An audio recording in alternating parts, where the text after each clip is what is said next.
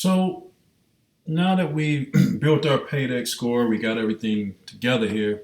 We want to avoid our credit report audits, and by doing certain things. Now, because there's a lot of fraudulent businesses out here. People set up businesses and fraud all the time to launder money and things like that. So they got these things called AML, BSA, Bank Secrecy Act for compliance to look at people and how they move money. So your thing is to avoid being labeled as a fraudulent account or being labeled as high risk. The question is now, how do you do that? Because the last thing you want to do is invest your time and money in building up your DUNS number and you're building up your credit profile only to have it flagged as a high risk company. See, Dun and Bradstreet, they work to uncover what are considered potentially fraud businesses at all times. So they want to look out for the legitimate businesses, but even if you're a legitimate business, you can be wrongfully placed into a fraudulent category or get a high audit because something unknowingly triggered the fraudulent account.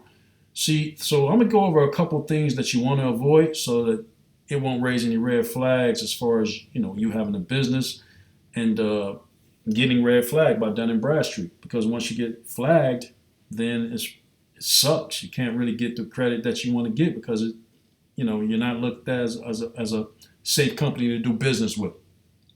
So Dun and Bradstreet, they introduced something in it's called the fraud risk score, and what it does is it protects the possibility of a business being fraudulent, and that's what we talked about earlier, and when we broke down the scores. And they range from 2001, which would be considered a high risk score, to 2,999, which would be considered low risk score.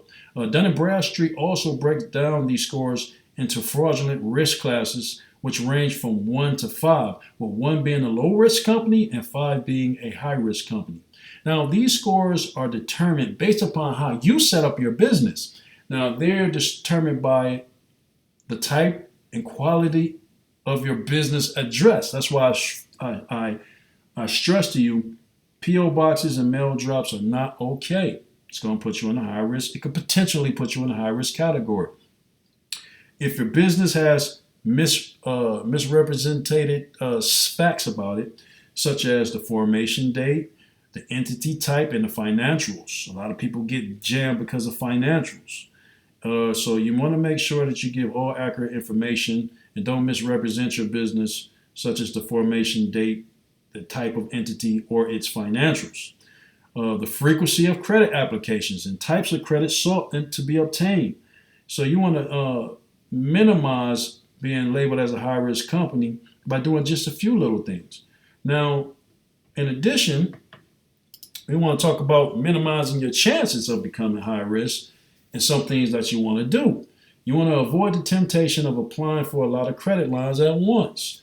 Building credit requires patience, guys. It can't be rushed. Your credit application should be spread out over at least 1 to 3 months. The only exception to this rule is when you're applying for your first 4 or 5 vendor accounts to obtain the paydex score, in which case the times can be spread out over 1 or 2 weeks. So like I said, it takes a little time, 1 or 2 weeks when you first setting up your first 4 or 5 trade lines. Do them like 1 to 2 weeks. I made the mistake in the beginning just going ahead and doing it at the same time, but all at the same time. And so it took a little long to build the paydex score.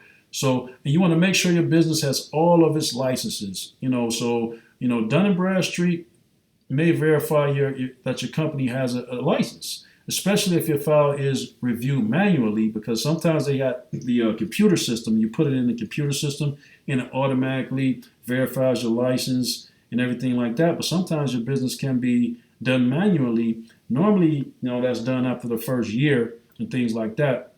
But they also can do it electronically. That's kind of like what they do. So you want to use precisely the company's name and contact information on everything. So if your company is strictly business incorporated, avoid the abbreviation as SB Inc.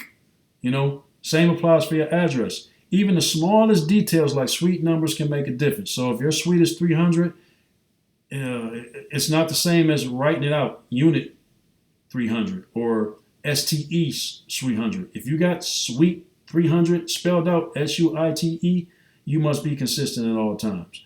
So next is verify your company name. Is it similar to another one? That's another thing. So for new businesses, it'll be kind of easy to do. Make sure that your proposed business name isn't too similar to another company's name, especially one in your state, because business credit bureaus track relationships between businesses and have similar names that may inadvertently be linked to your account. And I'll tell you how it happened to me. I had a business. It was called, I had a business, and the name was similar to a business that was on the Secretary of State. And when I was looking up my business, I saw the same name, but there was a hair care company, and my company was a health and wellness company. And it's crazy. Somehow they got mail sent to my box. So it is very important to check name similarity so you won't get things sent to your mailbox that don't apply to you. And the other thing is to register with the Central Contractor Registry if you receive the DUNS number through the government.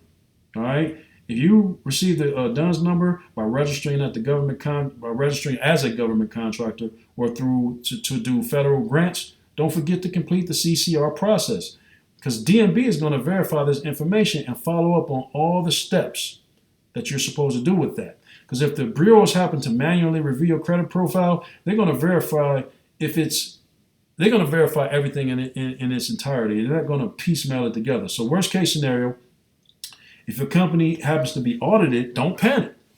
During the period that you are being audited, make sure to be cooperative and provide the auditors with any documentation that they request.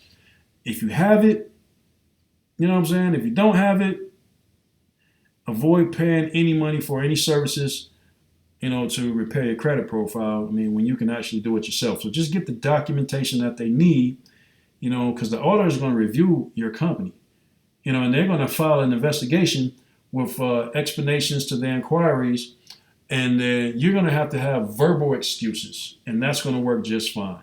You don't have to pay someone to do it. You can verbally tell them what's going on and simply provide the documentation. So the key is to make your business credit worthy, so that you can and be low risk and pay your bills on time.